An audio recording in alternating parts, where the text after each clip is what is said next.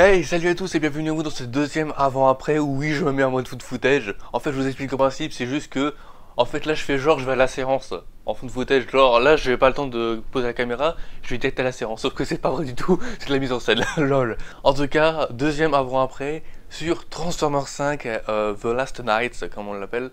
Donc, je sais pas s'il y a un titre en VF, je pense pas, mais encore tant mieux. S'il n'y a pas de titre en VF, parce que ça sert à rien de faire un titre en VF. Autrement, Pirates des Caraïbes où il n'y avait pas besoin de titre en VF, Dead Man Dead Note c'était très bien. Mais bon, en tout cas, Transformers 5, je vous cache pas que je vais voir ce film, bon, pour le côté badass et tout, pour le côté numérique, pour le côté effets spéciaux de dingue qui va exploser la rétine, mais surtout, évidemment, pour ceux qui me connaissent, pour sa 3D. Parce qu'il faut savoir que ce film, le film Transformers 5 a été filmé en 3D, avec des caméras IMAX 3D. Alors je pense pas que tout le film a été tourné en IMAX 3D. J'ai cru voir sur IMDb qu'il avait tourné avec des caméras IMAX 3D, mais aussi avec d'autres caméras en 2D, pour je pense des scènes un peu moins travaillées pour la 3D. Donc à mon avis, tout le film n'a pas été tourné en 3D. Mais le film a été un maximum pensé pour la 3D. Voilà. Je crois que je vais dire le mot 3D au moins 10 milliards de fois dans cette vidéo. Ne m'en voulez pas, c'est comme ça. Et donc, voilà. Je pense que ce film a été fait pour la 3D. Donc je vous dirai après la séance si vraiment il faut aller le voir ce film en 3D. Il y a pas mal de films quand même qui sortent en 3D qui sont vraiment très très bons en 3D. Alors je pense pas qu'Alice Through the Looking Glass, donc Alice de Côté Miroir, a été tournée en 3D. Mais la 3D de ce film était juste parfaite. Voilà, j'ai rien à dire dessus. Bob l'éponge un héros qui sort de l'eau, pareil. La 3D était nickel. Et Warcraft également. Voilà, Warcraft également, j'ai vraiment de très bons souvenirs de tous ces films en 3D où la 3D était juste magnifique, tout simplement. Donc voilà, et j'espère donc que Transformers 5, qui a été tourné avec des caméras IMAX 3D, d'ailleurs Michael Bay, donc je vous l'invite dans ma vidéo tag cinéma et collection, Michael Bay, il avait mis, il y a des gens qui avaient partagé le making of du truc sur Facebook. Michael Bay est le seul à faire de la pub pour son film, pour montrer qu'il filme avec des caméras IMAX 3D. IMAX 3D. Je n'en revenais pas. J'en ai qui fait sa pub pour l'IMAX 3D. Personne ne l'a encore fait, ça, je pense. Et donc c'est pour ça, j'aime ce mec. Et si jamais il fait la meilleure 3D du monde, je l'épouse, putain. Donc voilà. Bref, on verra bien après la séance. J'ai ma séance le jour J. Donc j'ai demandé à mon frère si après son boulot il pouvait... voilà, il pouvait parce que voilà, après le boulot on est toujours crevé. Je lui ai demandé s'il pouvait. Donc j'avais prévu une séance à 17h, mais finalement il m'a proposé 18h30, donc ce sera parfait. Donc voilà, je vais le voir le jour J. Le dernier jour de la fête du cinéma, donc un an pile après Conjuring 2. Mais en tout cas, là, franchement, je suis très content de voir le jour J, de pouvoir juger la 3D jour J. Alors je prévois aussi d'aller le revoir, parce que si la 3D est belle, voilà, pour le plaisir visuel, pour le plaisir de la rétine. Et donc voilà, j'ai pas plus à dire. Bon, évidemment, l'histoire du film a l'air de vraiment partir en couille, mais alors sévère. Genre, il y a du nazisme, il y a des dragons, il y a des Transformers, il y a des épées. Michael Bay est taillé jusqu'au... Et ça parle de légende, ça parle des origines des Transformers. On veut savoir ça, les gens. Franchement, j'ai pas vu le troisième Transformers, mais vu que ça c'est une nouvelle trilogie, j'ai vu le quatrième il y a très longtemps, je l'ai pas vu depuis le cinéma, je crois. Mais même si je l'avais acheté en Blu-ray. Mais l'histoire a l'air de totalement partir en steak, c'est hallucinant. Donc voilà, je sais pas ce que ça donnera. Mais ouais, 2h30 de pur délire visuel, j'espère de pur 3D. Et puis voilà, peut-être en savoir plus sur les Transformers, qui sait. Cet avant ne durera pas plus longtemps que ça parce que j'ai pas énormément à dire sur le film, juste vous l'avez compris, la 3D est lol. Et donc du coup, on va voir ma réaction après avoir vu la 3D, et donc ma réaction après la séance.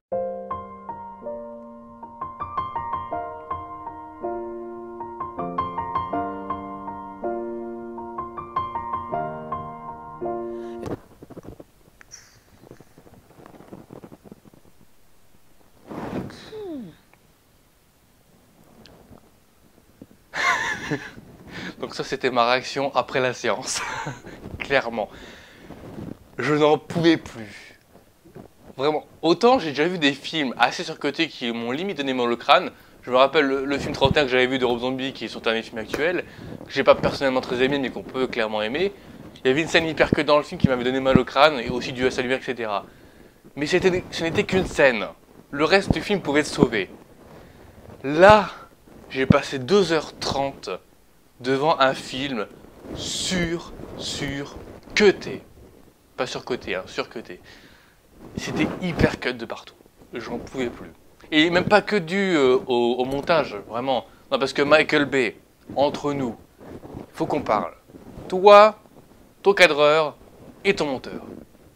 Parce que visuellement, à part les effets spéciaux qui évidemment c'est du Michael Bay, c'est du film hollywoodien, c'est du blockbuster à gros budget américain, il y a des effets spéciaux de tueurs, clairement. Mais visuellement, c'était pas possible. C'était juste pas possible. J'en pouvais plus. Alors, je vais pas beaucoup me concentrer sur le scénario dans cette critique, parce que je vous avouerai que je me suis beaucoup plus concentré sur visuellement, bon pas les effets spéciaux, mais plutôt vraiment tout ce qui touche au visuel, surtout la 3D évidemment, comme je vous ai parlé dans l'avant. Parce que voilà, le scénario, je me suis un peu concentré dessus, mais c'est pas ce qui m'intéressait le plus dans ce film. Bien que le scénario, bien qu'un peu bordélique, il y en ait un bon. Voilà, plus de scénario que les Gardiens de la Galaxie 2 en passant. On va m'insulter pour ça. Mais voilà, il y avait un scénario, bordélique certes, mais je vais m'y attaquer un peu moins. Parce que je vais vraiment m'y attaquer dans ces critiques au montage, au cadrage et à la 3D. Parce que c'est pas possible. Premièrement, le cadrage, la caméra ne cesse de bouger. Hein. J'ai vu les Transformers, les 1, 2, j'ai pas vu le 3, j'ai vu le 4. Le problème c'est que le quatrième, je voulais le revoir mais j'ai pas pu le revoir. Je l'ai vu il y a longtemps, je l'avais revu en Blu-ray parce que j'ai acheté le Blu-ray Steelbook. Mais c'était encore il y a très longtemps. Le 1 et 2, je l'avais vu aussi il y a longtemps, je me rappelle plus du tout du montage, du cadrage, etc.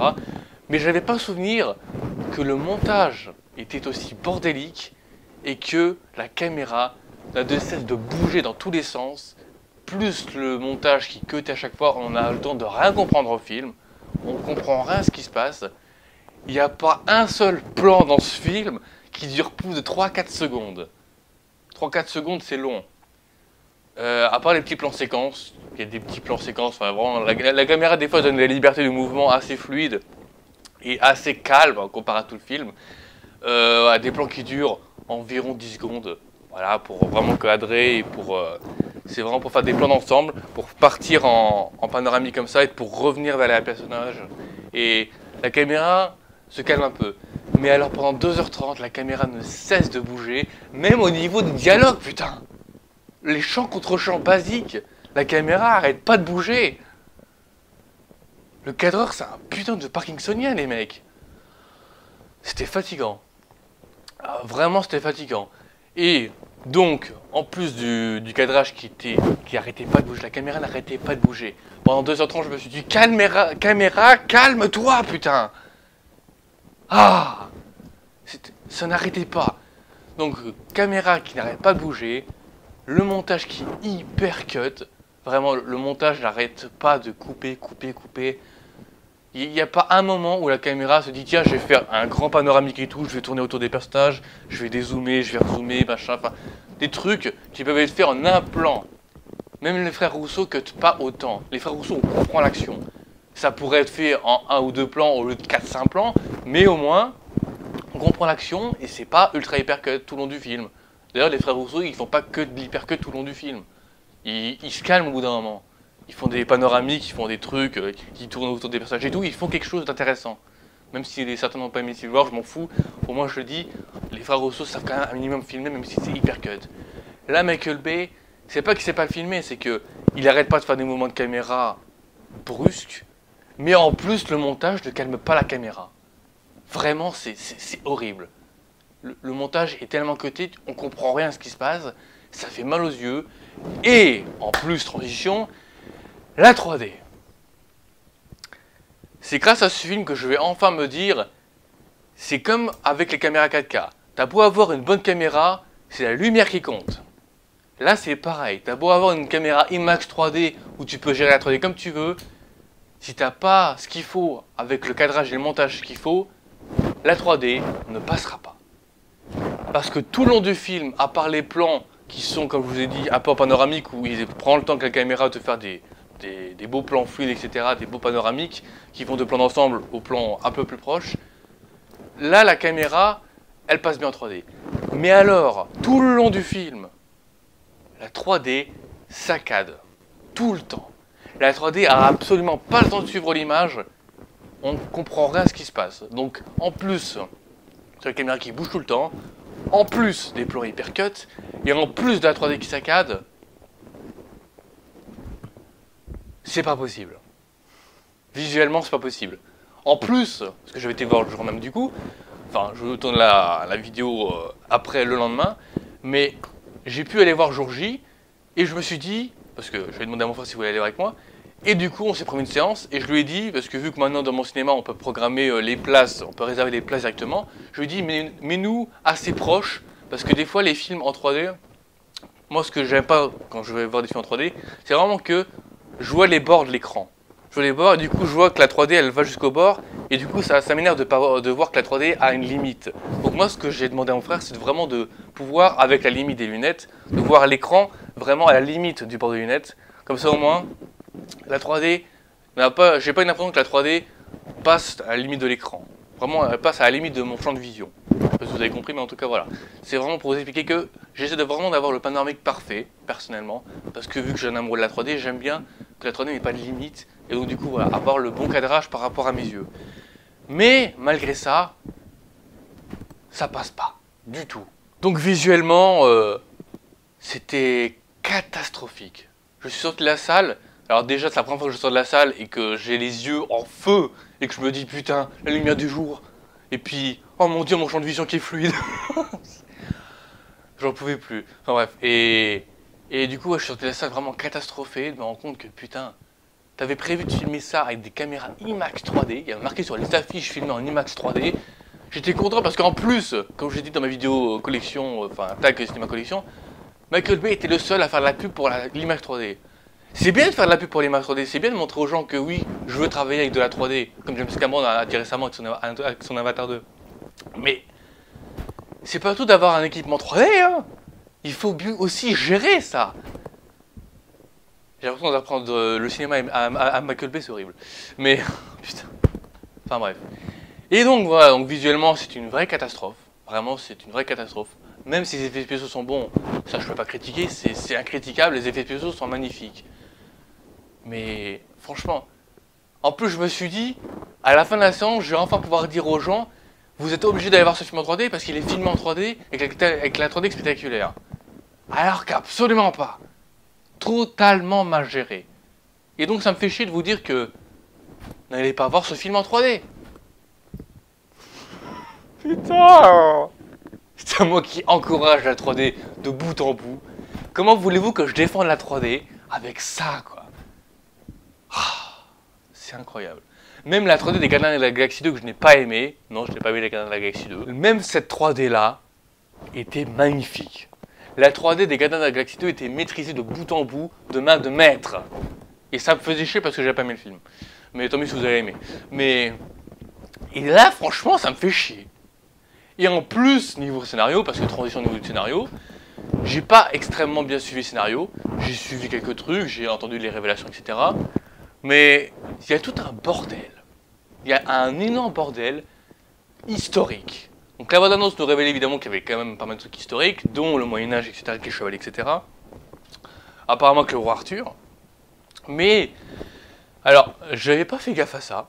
Du coup, il m'a fait remarquer que oui, effectivement, Bumblebee, on rêvait que Bumblebee dans ce film, il était déjà au Moyen-Âge avant. Alors que non, dans le premier Transformers, il a débarqué sur Terre au 21e siècle. Donc c'était pas possible qu'il ait débarqué. Bon, après, il me semble qu'il avait une perte de mémoire dans le premier, je sais plus. Mais en tout cas, voilà. C'est peut-être une incohérence. Vous me direz, dans Pirates des Caraïbes 5, la cohérence du compas que j'ai pas remarqué tout de suite, on peut l'expliquer. Que sur Wikipédia, Internet, tout ça, dans les univers étendus, mais on peut l'expliquer. Là, je sais pas. Est-ce qu'il y a un univers étendu de Transformers qui nous explique pourquoi c'est comme ça? J'en sais rien. Mais en tout cas, c'est une incohérence pour l'instant. Et puis, pareil, alors, je vais pas développer sur le scénario parce que, voilà, comme je l'ai dit, j'ai pas tout suivi. Mais des trucs, franchement, j'ai pas compris.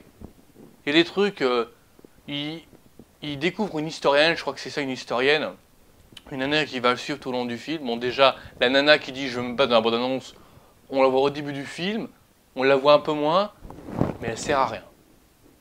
À mes souvenirs, dans le film, elle sert à rien. Et donc, du coup, la nana qui le suit tout au long du film et qui est une historienne, me semble-t-il, est révélée comme étant la descendante de Merlin. Master Deus Ex Machina. Y a rien qui nous explique. Juste, t'es la descendante de Merlin, et puis c'est tout, cherche pas à comprendre. Michael Bay. Mark Wahlberg. C'est l'élu. Sans déconner. Comme ça, c'est l'élu. Bah les steaks. Là, c'est vraiment un cheveu sur la soupe. Genre, t'es l'élu, fais pas chier. C'est assez désastreux quand même. Et puis pareil, le coup de Optimus Prime, qui sait pas dans quel camp il est, et qui du coup tabasse un peu Bumblebee. Bumblebee a juste à dire « Je suis ton ancien ami, c'est bon, tout va bien, calme-toi. » Ah oui, t'es mon ancien ami, c'est vrai, mon pote. Il y a 2 minutes, tu te battais avec, et là il suffit juste que tu dises son nom, enfin, juste qu'il dise son nom, et ça y est, on est potes.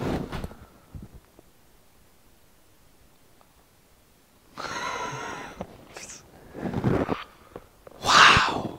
C'est vraiment l'impression que j'ai eu tout le long du film, qui est plein de Deus Ex Machina partout, tout qui sont gonflants.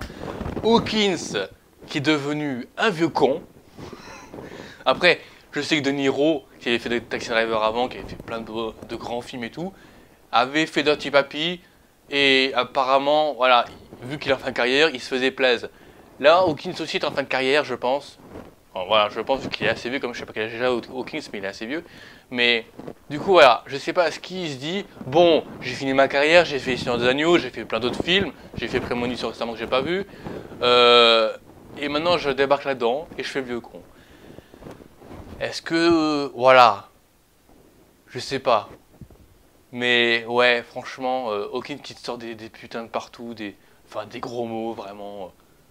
Parce que franchement, pour un vieux comme Hawkins sortir des gros mots comme ça, je sais pas, il a pas une tête à faire ça, les mecs. Il a une tête à faire le vieil historien, enfin je sais plus quel rôle il a vraiment dans le film. Mais voilà, en tout cas, il explique les légendes des Transformers et tout, donc il est un peu historien quand même. Mais ce personnage,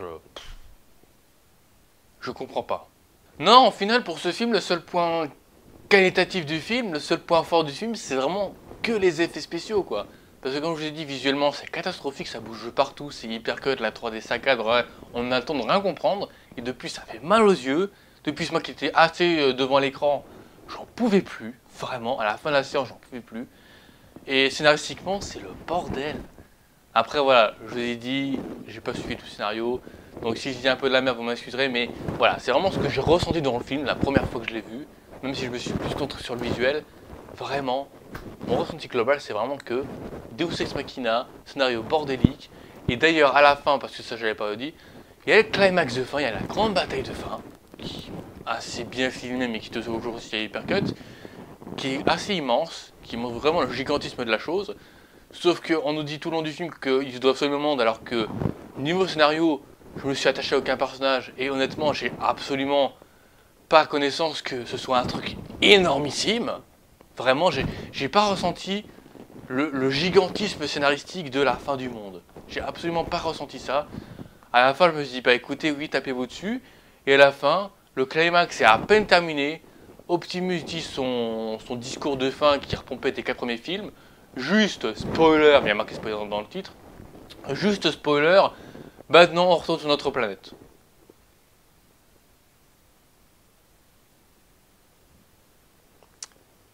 Voilà, donc on a droit à 4 films pour en finale avoir ça.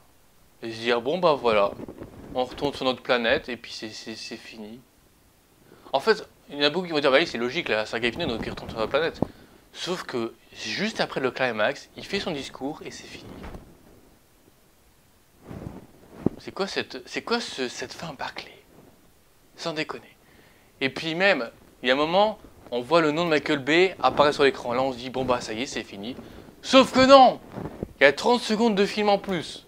Donc les gens qui sont pas cinéphiles, parce que moi j'aime bien rester un peu après le générique, les gens qui s'en foutent du générique, ils se barrent. Sauf qu'ils n'ont pas entendu les derniers mots du film. Bon, les derniers mots, je les ai pas retenus parce que je m'en prends totalement. En plus, vu que ma réaction c'était, mais attends, le Michael Bay apparaît, alors que c'est pas la fin du film. C'était limite une scène post-générique. Mais genre tout de suite après le film. Et les mecs, c'est soit vous faites une scène post-générique, soit vous incluez ça dans le film. Enfin, en plus, ça aurait un peu calmé la bataille finale quand même. Mais non, eux ils font apparaître le nom de Michael Bay et après ils continuent à faire 30 secondes de film. Vous êtes pas logique.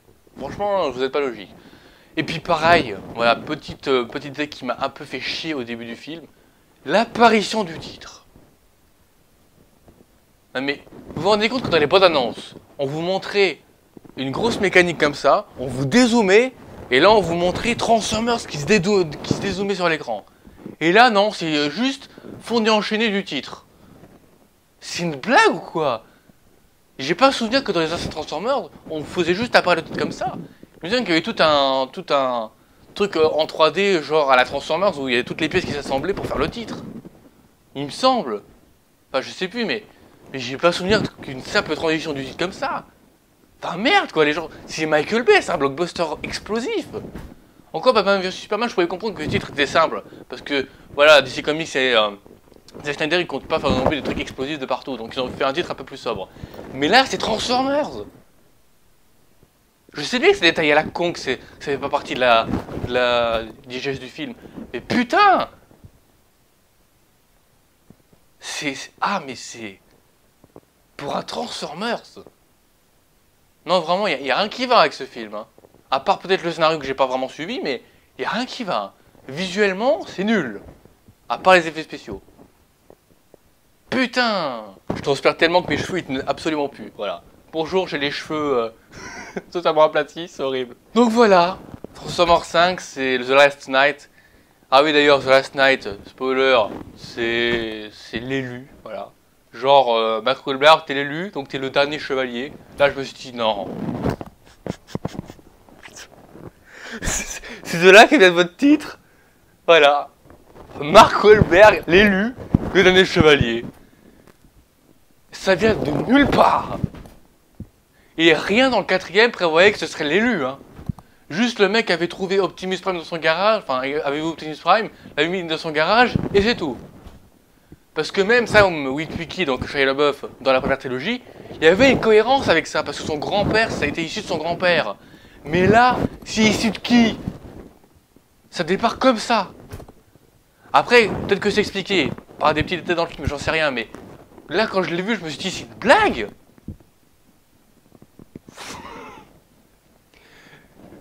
Enfin, voilà quoi. Juste voilà. Merde. Donc voilà, Transformers 5 The Last Night, c'est une grosse déception. Plus visuel parce que j'espérais que visuellement ce soit bien. Encore, pour être honnête avec vous, je voulais pas te donner avant, mais je me suis dit, même si c'est tourné en IMAX 3D, ce sera peut-être pas ultra perfectionniste, je veux dire ce sera pas ultra profond et en relief, mais ça aura peut-être le mérite d'avoir une 3D convenable. Pas spectaculaire, mais convenable. Et absolument pas. Voilà, la 3D est vraiment soit simple, vraiment très peu de relief et très peu de profondeur dans le relief. Il essaie de faire des plans en relief alors que ça marche pas du tout. Enfin, la 3D est mal gérée. Après, je sais pas si c'était l'équipement de ma salle de cinéma qui était comme ça, parce qu'à même à un moment les images étaient floues. Je me suis dit putain, c'est l'équipement du cinéma ou c'est vraiment le film, là, ça maquette. Je sais pas. Mais voilà, tout est mal géré visuellement à part les effets spéciaux. Et franchement, moi qui attendais ce film juste pour la 3D, depuis qu'il a dit qu'il lançait le film, depuis que j'ai vu la vidéo qui montrait qu'il filmait avec des caméras 3D, qui faisait la pub pour la 3D, et depuis que j'ai vu sur l'affiche qui a marqué film en image 3D, j'étais hypé. Après, peut-être que ceux qui l'ont vu en image 3D auront vécu une meilleure expérience visuelle que moi, j'en sais rien. Mais le fait est que c'est hyper cut, et quand c'est hyper cut, tu comprends rien. Voilà. Surtout quand c'est 2h30 d'hyper cut. En tout cas, voilà, tant pis, c'est dommage. À ce qui paraît, c'est le dernier Transformers. Je sais pas du tout si c'est vraiment le dernier. Enfin, d'après le discours de fin d'Optimus Prime, c'est le dernier, parce qu'il retourne sur la planète apparemment. Mais j'ai pas compris si la planète était détruite ou pas, j'en sais rien. Et honnêtement, je m'en fous, parce que visuellement, c'est catastrophique au niveau du montage, au niveau de la caméra, et au niveau de la 3D. Voilà. Donc voilà. Grosse déception personnellement. J'espère avoir d'autres films cette année, genre Spider-Man Homecoming que j'attends énormément. Je sais qu'il y en a qui vont dire oh, Spider-Man Homecoming c'est marketing Marvel machin. J'en ai rien à foutre. Moi j'attends personnellement. Et Valérian. Voilà. J'attends beaucoup Valérian et Spider-Man Homecoming pour le mois de juillet. Et pour la suite des événements cinématographiques, on verra bien. Donc voilà pour cette critique de Transformers 5 The Last Night. J'espère qu'elle vous aura plu. Bon, un peu décoiffé dû à la chaleur parce que franchement la chaleur me tue et mes cheveux quand ils sont subis à la chaleur, ils tiennent plus debout. Bref. Et donc voilà. J'espère que cette critique vous aura plu. Je vous remercie infiniment de l'avoir vu jusqu'au bout. Enfin déjà de l'avoir vu et puis en plus d'avoir vu jusqu'au bout, ça fait très plaisir. Je vous remercie infiniment. Si vous comptez me suivre sur les réseaux sociaux, j'ai une nouvelle page Facebook depuis peu de temps, pas très longtemps, que je vous avais déjà averti dans une autre vidéo, mais bon, pour ceux qui ne l'ont pas vu, je vous l'avertis ici, j'ai une page Facebook que vous pouvez aller voir dans la description. Si vous voulez me suivre, libre à vous de la liker. En tout cas, ce sera sur cette nouvelle page Facebook. Passion Film d'horreur est actuellement inactif. Voilà. De toute façon, j'ai mis Passion Film d'horreur inactif, vous pouvez pas vous tromper. Vous pouvez également vous abonner, et si vous comptez vous abonner à ma chaîne, ce qui me ferait très plaisir évidemment, vous avez la cloche de notification, activez la cloche de notification, c'est important, si vous voulez vraiment avoir mes vidéos, voilà, si vous comptez vraiment me suivre, activez la cloche de notification, c'est important, voilà, parce que sinon vous ne recevrez pas mes vidéos et c'est un petit peu chiant. Et donc voilà, en attendant mes autres vidéos, mes autres projets, mes autres critiques, etc., je vous souhaite personnellement une très bonne matinée, après-midi, soirée, etc. Et je vous dis à bientôt pour d'autres vidéos, d'autres projets, etc. sur la chaîne. Je vous dis ciao.